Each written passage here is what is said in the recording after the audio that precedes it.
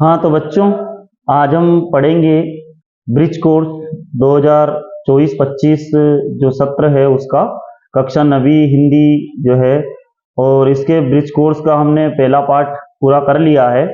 हम दूसरे पार्ट की ओर चलेंगे और दूसरे पार्ट के जो कार्यपत्र के उनको देखेंगे। ये हमारा दूसरा पार्ट है लोक कथा। और लोक कथा का मतलब होता है जो ग्रामीण क्षेत्र की जो कथा होती है, किसी विशेष क्षेत्र की जो कथाएं होती है। और इस कथा का नाम है मिजबान, है ना। और यहाँ पर लोक कथा की संस्कृति और भाषा शैली और भाषाई विशेषताओं के प्रति जो संवेदनशील होना, इसके बारे में हम लोग इसके कार्यपत्र को देखेंगे और सीखेंगे।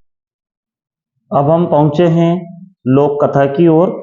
और लोक कथा का हमें पता है नाम मिजबान, है ना।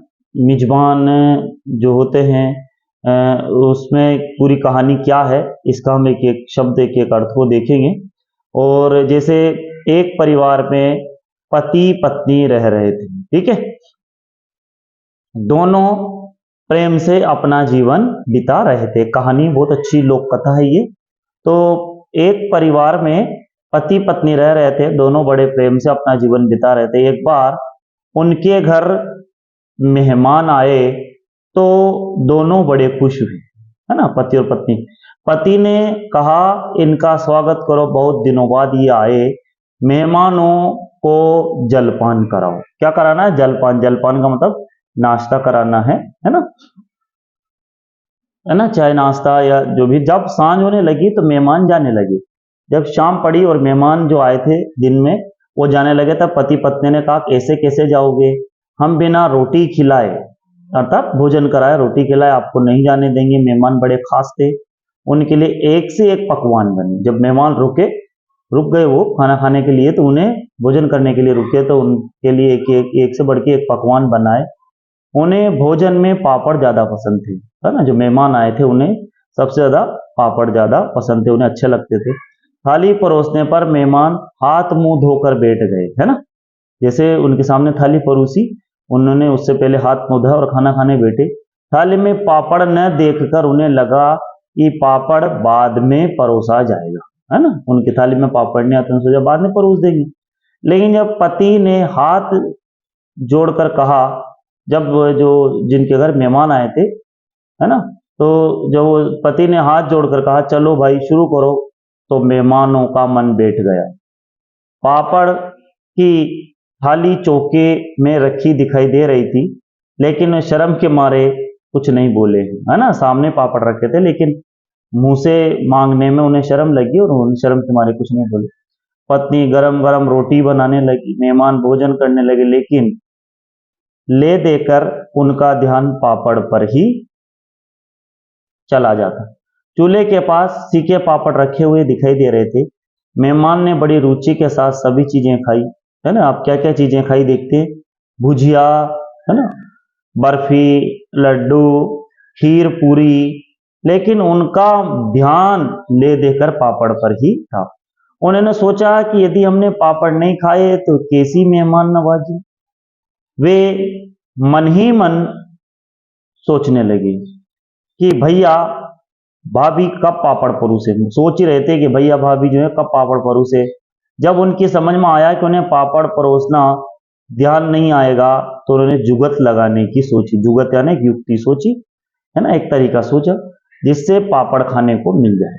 मेहमान ने कहा एक बात तो बताना ही भूल गए। मेहमान खाने खाते खाते बोलने लगे, एक बात तो बताना ही भूल गया। पति पत्नी बोले कौन सी बात? मेहमान बोले बहुत जरूरी बात, कल तो भगवान ने ही मुझे बचाया, यदि भगवान मेरी रक्षा नहीं करते तो मैं मर जाता और आज का भोजन करने को नहीं मिलता। मैं तो कल ही खत्म हो जाता। मैं तो बड़े मजे से जा रहा था, इतने में सर सराते हुए काला नाग आ गया। क्या बताऊं भाई, इतना लंबा सांप था, यहां से लेकर वहां तक जहां वो पापड़ रखे हैं, है ना। उन्होंने युक्ति भिड़ाई कि कैसे कर इनका ध्यान पापड़ तक जाए। तो उन्होंने कहा कि एक ऐसा सांप दिखा जो यहां से लेके पापड़ तक। इशारा करते पति पत्नी एक साथ बोले अरे हम तो पापड़ परोस नहीं भूल गए। देखो यहाँ पर चिन्ह है, हिंदी में जो विराम चिन्ह होते हैं तरह तरह के, तो हम लोग को एक एक चिन्ह, जैसे विस्मयादिबोधक चिन्ह है, अरे हम तो पापड़ परोसना ही भूल गए। मेहमान ने कहा ये डेश है, अब रहने दो, इतने में मेहमान ने कहा रहने दो, पति पत्नी बोले ऐसे कैसे रहने दें, ये तो खाने ही पड़ेंगे। और मेहमान ने कहा अच्छा तो पापड़ की थाली ले आओ, और इस तरह से मेहमान को पापड़ खाने को मिल गए थे। मिजबान का मतलब होता है मेहमान, ये बुंदेलखंडी लोक कथा है, और बुंदेलखंड में मिजबान शब्द का अर्थ होता है मेहमान। ठीक है, वैसे हिंदी में जो मेजबान होता है, मेजबान का मतलब जिसके घर मेहमान आते हैं उसे मेजबान कहते हैं, लेकिन मिजबान शब्द और मिजबान का मतलब यहाँ पर है जो मेहमान आए हैं उनके लिए। तो ये बुंदेलखंडी लोक कथाओं का संकलन था। अब हम चलते हैं इसके एक एक कार्यपत्रक को देखेंगे और उनको भरेंगे। अब हम इनकी कार्यपत्रक की श्रृंखला पर पहुंचे हैं, है ना। अब एक कार्यपत्रक, दो कार्यपत्रक, इस तरह से जितने भी कार्यपत्रक है उनको देखेंगे, है ना। बहुत कम कार्यपत्रक है इस पाठ में। देखते हैं पहला कार्यपत्रक है, जैसा पहले पाठ में था ये शायद सभी पाठों में मिलेंगे। तो लेखक, ये जो श्रुत लेख है शिक्षक द्वारा बोले गए शब्दों को लिखिए। तो मैंने आपको इससे पहले वाले पाठ में भी बताया था कि इसमें यह है कि जो शिक्षक है वो बोलेंगे और बच्चों को लिखना है, ताकि उनका श्रुत लेख कैसा है, या वो बच्चे कैसे शब्द पहचान पाते हैं, सही लिख पाते हैं, या शब्दों की जो रचना है वो व्याकरण की दृष्टि से सही कर पाते हैं या नहीं कर पाते हैं, है ना। एक एक शब्द को किस तरह से बनाते हैं। तो ये मैंने इसलिए खाली छोड़ा क्योंकि ये बच्चों के काम का है।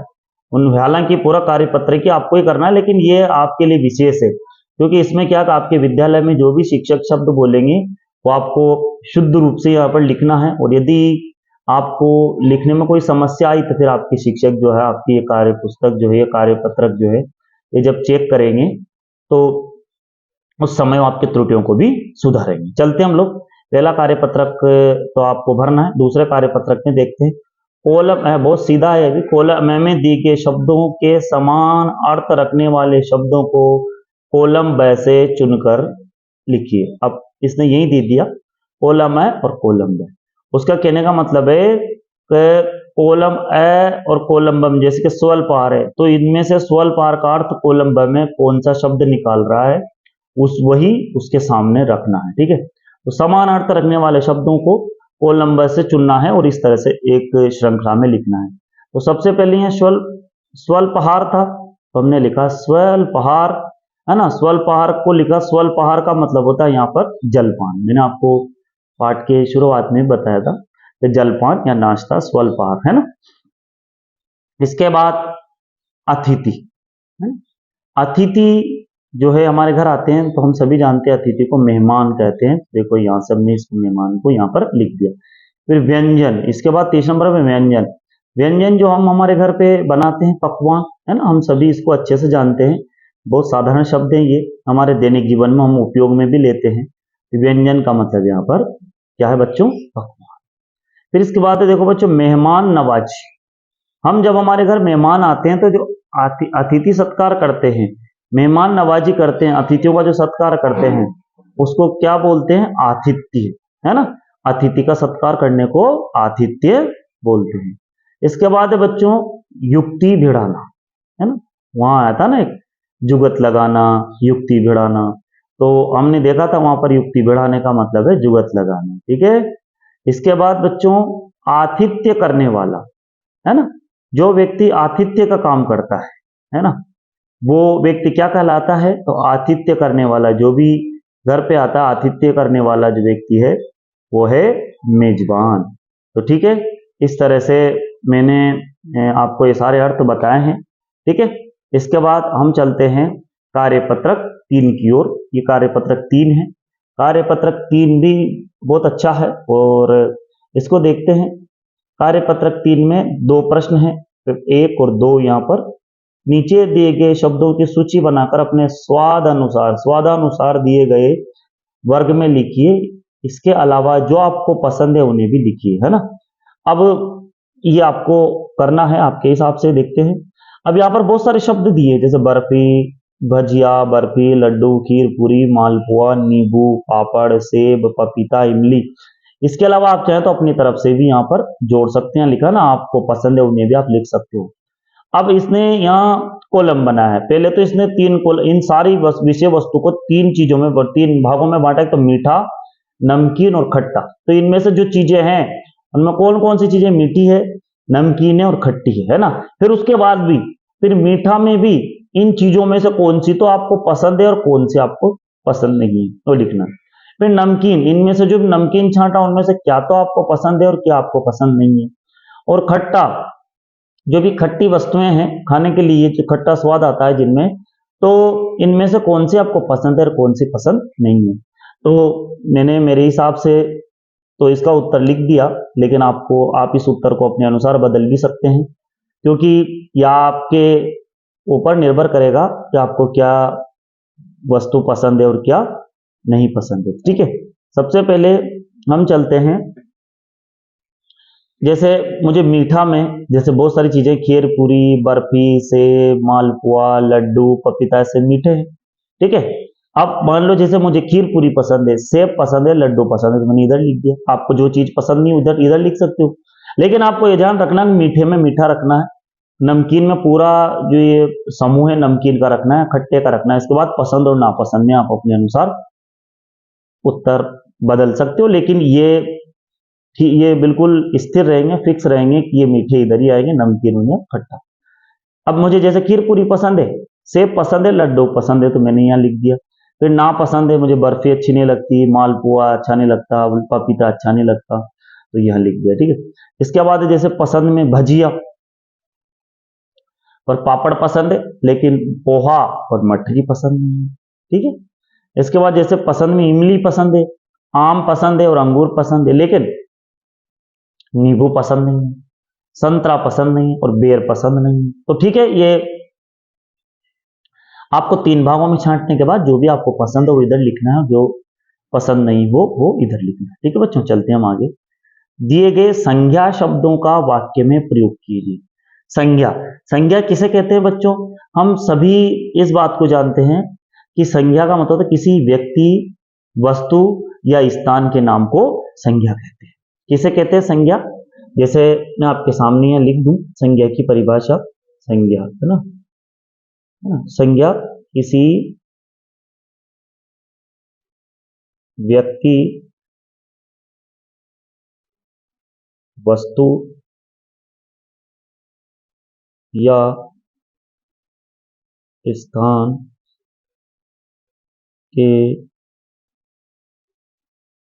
के नाम को संज्ञा कहते हैं। ठीक है बच्चों, किसी व्यक्ति, वस्तु या स्थान के नाम को संज्ञा कहते हैं, ये आपको अच्छे से याद रखना है। फिर संज्ञा के बाद हम सर्वनाम भी पढ़ेंगे, सर्वनाम के बाद विशेषण भी पढ़ेंगे, विशेषण किसे कहते हैं। ठीक है, जो संज्ञा के स्थान पर जो शब्द काम आते हैं, है ना, या प्रयोग में लिए जाते हैं, उन्हें सर्वनाम कहते हैं। तो हम देखते हैं ये प्रश्न दूसरा, दिए गए संज्ञा शब्दों का वाक्य में प्रयोग करना है। जैसे मेहमान है, मेहमान का मतलब है, अब मेहमान शब्द है, मेहमान का वाक्य में प्रयोग करना है, तो क्या करना है? आज हमारे घर मेहमान आए। ठीक है, या फिर हम ऐसे लिखते हैं कि मेहमान भगवान के समान होते हैं। इस तरह से आप अपने अनुसार भी वाक्य बना सकते हैं, लेकिन मैंने आपके लिए बना दिया पापड़। मुझे पापड़ बहुत पसंद है ना, इनका वाक्य में प्रयोग करना। थाली, माँ ने पूजन की थाली तैयार की, है ना। इसके बाद पत्नी, राजू की पत्नी सुशिक्षित है। भोजन, आज भोजन बहुत स्वादिष्ट है। इस तरह से आपको ये लिखना है। ठीक है, इसके बाद विशेषण और विशेष्य, ये दो में आपको समझा दूं। पहले विशेषण है ना, जो ऐसे शब्द जो संज्ञा की विशेषता बताते हैं, मतलब संज्ञा या सर्वनाम की विशेषता बताने वाले शब्द विशेषण कहलाते हैं, और जिन शब्दों की विशेषता बताई गई है वो विशेष्य कहलाते हैं। जैसे संज्ञा है ना, जहरीला, तो विशेषण है। जैसे मान लो सांप संज्ञा है, पापड़ संज्ञा है, रोटी संज्ञा है, मेहमान संज्ञा है। ठीक है, अब उदाहरण क्या बताऊं भाई, इतना लंबा सांप, तो सांप संज्ञा है और सांप की विशेषता बताई कि लंबा है, छोटा है, काला है, जहरीला है, तो ये विशेषण हो गया। और ये जो है संज्ञा के साथ साथ ये विशेष्य भी हो गए। अब देखते हैं यहाँ पर विशेषण और विशेष से छांटना, इनके मैं आपको परिभाषा भी समझा दूंगा, आपको दिक्कत नहीं आएगी। जैसे विशेषण है तो विशेषण पहले तो छांट लेते हैं। मैंने आपसे क्या कहा, जो संज्ञा या सर्वनाम की विशेषता बताते हैं उन्हें विशेषण कहते हैं। जैसे सांप की विशेषता जहरीला बताया, पापड़ की विशेषता करारे है, रोटी गरम गरम है ये विशेषता है, और मेहमान खास ये विशेषता, तो जहरीला, करारे, गरम गरम और खास। अब ये विशेषता किसकी बताई, वो विशेष से है। तो सांप की बताई तो सांप यहाँ विशेष से है, ये करारे पापड़ की बताई तो पापड़ यहाँ विशेष से है, ये रोटी जो है यहाँ विशेष है क्योंकि रोटी की विशेषता गरम गरम बताई, और मेहमान जो है खास इसकी विशेषता है मेहमान शब्द की। तो यहाँ पर हमने विशेषण और विशेष्य को छांटा। इन कार्यपत्र का अर्थ और ये भी है कि आप लोगों की व्याकरण अच्छी हो जाए, आप लोगों का शब्द ज्ञान जो है बहुत अच्छा हो जाए, ताकि आपको आगे की जो कक्षाएं हैं उनमें समस्या खड़ी ना हो, बहुत आसानी से आप हिंदी सीख सको। लेकिन ये आपको अच्छे से ध्यान में रखनी है मेरी बात, तो आपको प्रयास जरूर करना पड़ेगा। आप सोचो कि सीधा सीधा पढ़ लें, इस कार्यपत्र को भर लें और हम पास हो जाएं, तो ऐसा नहीं है। आपको इसके लिए मेहनत करनी पड़ेगी, और आप जितनी अच्छी मेहनत करेंगे, जितना अच्छा प्रदर्शन करेंगे, जितनी अच्छी पढ़ाई करेंगे, उसके अनुसार आपका ये शब्द ज्ञान बढ़ेगा। क्योंकि कार्यपत्रक जो है, मैं आपको पता ही है कि हिंदी, गणित और अंग्रेजी तीनों का कार्यपत्रक है, और तीनों का मैं आपसे भरवाऊंगा। लेकिन फिलहाल हम हिंदी पे चल रहे हैं, तो आपको बार बार मैं यही बताता रहता हूँ कि आपको तैयारी अपने स्तर से भी करनी पड़ेगी। हम अब अगले कार्यपत्रक की ओर चलते हैं। अब हम पहुंचे हैं कार्यपत्रक 4 पर, ठीक है। 4 और 5 यही इसके कार्यपत्रक है, फिर हम अगले पार्ट पर चलेंगे। तो कार्यपत्रक जो 4 हैं उसको ध्यान से देखेंगे, एक एक बिंदु को अच्छे से देखेंगे, समझेंगे, ताकि आपको। अब इसमें आया अपने दैनिक जीवन में उपयोग में आने वाले मुहावरों को लिखते उनके अर्थ लिखिए। जो भी हमारा जो दिन भर का जो दैनिक जीवन है, जो भी हम लोग दिन भर में या अपने जीवन में मुहावरों का साधारण तरीके से प्रयोग करते हैं, उनको यहाँ लिखना है। जो आप अधिक से अधिक मतलब बोलते हैं मुहावरे, और हम सभी जानते हैं कि हमारी हिंदी में मुहावरों का बहुत महत्व है, मुहावरे और कहावतों दोनों का महत्व है, और मुहावरों के बिना हमारी हिंदी व्याकरण अधूरा है ना। और अधिकतर हम जब भी बात करते हैं तो मुहावरों में ही करते हैं। तो देखते हैं, और मुझे लग रहा है कि ये मुहावरे जो है बहुत आसान है और आपको भी आते होंगे, क्योंकि आप लोग भी अच्छी तैयारी कर रहे होंगे। चलते हम लोग मुहावरे पर। तो सबसे पहले पहला 9 2 11 होना, इसका अर्थ क्या है बच्चों, भाग जाना, ठीक है, आप जानते होंगे। दूसरा फूला ना समाना, फूला ना समाना, तो इसका अर्थ है बहुत खुश होना, ठीक है। तीसरा है आंख का तारा, आंख का तारा का मतलब बहुत प्रिय, ठीक है। इसके बाद है बच्चों घुटने टेकना, है ना, घुटने टेकना, तो इसका मतलब हार या पराजय स्वीकार करना, है ना, हार स्वीकार करना या फिर पराजय स्वीकार करना। इसके बाद बच्चों घोड़े बेचकर सोना, है ना, घोड़े बेचकर सोने का मतलब है बच्चों निश्चिंत होना, निश्चित हो जाना, बिल्कुल निश्चिंत, कोई चिंता नहीं है ना। तो यहां पर हमें ध्यान रखना पड़ेगा, निश्चिंत, निश्चिंत हो जाना, है ना। लोहा लेना, तो लोहा लेना बच्चों, लोहा लेना का मतलब होता है मुकाबला करना। इसके बाद है लाल पीला होना, है ना, कई बार हम लोग बोलते हैं ये लाल पीला हो रहा है, लाल पीला होने का मतलब बहुत क्रोधित होना, ठीक है बच्चों। इसके बाद है 8वां पानी पानी होना, तो पानी पानी होने का मतलब लज्जित होना। इसके अलावा भी यदि आपको और भी अच्छे से मुहावरे याद हैं, और आपने अपने दैनिक जीवन में आप यदि मुहावरों का प्रयोग करते हैं और आपको बहुत अच्छे से याद है, तो आप अपने अनुसार भी और भी इसमें मुहावरे लिख सकते हैं, याद करेंगे। जितने अच्छे, जितने अधिक आप मुहावरे पढ़ेंगे, याद करेंगे, तो आपको आपका जो व्याकरण का ज्ञान है वो बढ़ जाएगा। और ये कार्यपत्रक जो है, इनका उद्देश्य यही है कि आपका व्याकरण जो है मजबूत हो जाए, अच्छा हो जाए, ठीक है बच्चों। अब चलते हैं हम लोग कार्यपत्रक 5 की। कार्यपत्रक 5 में निम्नलिखित शब्द, यहाँ जो शब्द दिए हैं इनका उपयोग करते हुए कहानी लिखी है ना। ये जो शब्द हैं इनका हमें उपयोग करना है। ये काकी, हलवा, व्यंजन, बूढ़ी, कचौरी, मेहमान, गांव, शादी। वैसे हम आपको बता दूं कि शायद आपने पढ़ी नहीं होंगी या पढ़ी भी होंगी, तो मुंशी प्रेमचंद की एक कहानी है बूढ़ी काकी। वो बूढ़ी काकी कहानी जो है इस पर पूरी बैठती है, लेकिन स्थान बहुत कम है और बूढ़ी काकी कहानी बहुत बड़ी है। तो अपने को इसी ये जो स्थान दिया इसी का उपयोग करना है और इनको शब्दों का उपयोग करती हुई कहानी लिखनी है। तो देखो मैंने कहानी बनाई है और देखते हैं क्या है। एक गांव में एक बूढ़ी अम्मा रहती थी। ठीक है, मैंने सबसे पहले बूढ़ी शब्द का अर्थ किया और गांव का भी ले लिया। एक गांव में एक बूढ़ी अम्मा रहती थी, है ना। प्यार से सभी उनको काकी कहकर बुलाते थे। काकी, ये मैंने काकी लिखा, ठीक है। बूढ़ी अम्मा, मैं चाहता तो मैं बूढ़ी काकी भी लिख सकता हूँ, लेकिन थोड़ा अच्छा लगा है। सभी उनको काकी कहकर बुलाते थे। काकी का अपना कोई नहीं था, है ना। काकी अकेली थी, पूरा गांव काकी को अपना मानता था, है ना। एक दिन गांव के मुखिया के घर में विवाह था, है ना। विवाह था या शादी थी, है ना। कई मेहमान विवाह में आए, है ना। तो हम लोग चाहें तो घर में विवाह के बाद यहाँ पर घर में, है ना, ऐसे इसका उपयोग कर सकते हैं। घर में शादी थी, ठीक है, शादी, ठीक है। और इसका शादी का मतलब है यहाँ कोष्टक में हम विवाह कर देते हैं ताकि ये शादी का उपयोग भी हो जाएगा। तो घर में शादी थी, है ना, ठीक है, शादी थी, है ना। मुखिया के घर में शादी थी, तो शादी शब्द का भी उपयोग हो गया। कई मेहमान विवाह में आए, है ना, ठीक है, शादियां लिख दिया मैंने। कई मेहमान विवाह में आए, है ना, तो शादी शब्द का उपयोग हो गया। इसके बाद विवाह में कई सारे व्यंजन बने। अब वह व्यंजन देखो यहाँ लिखा है, व्यंजन शब्द लिखा है, व्यंजन पकवान, व्यंजन कौन मुझे हलवा कचौरी, ठीक है। तो यहाँ देखा मैंने, जैसे कचौरी हलवा आ गया और जलेबी है मैंने मेरी तरफ से जोड़ दिया क्योंकि ये दो शब्द थे और भी जोड़ दिया। आदि बने, ठीक है। तो ये सारे शब्दों का उपयोग हो गया। काकी ने भी बड़े चाव से व्यंजन खाए, है ना, और वर वधू को आशीर्वाद दिया। इस तरह से कहानी पूरी होती है, ठीक है। इसी के साथ हमारा जो मेजबान पाठ है, ये पाठ 2 ये पूरा होता है। आशा करता हूं कि आपको बहुत अच्छा समझ में आया होगा।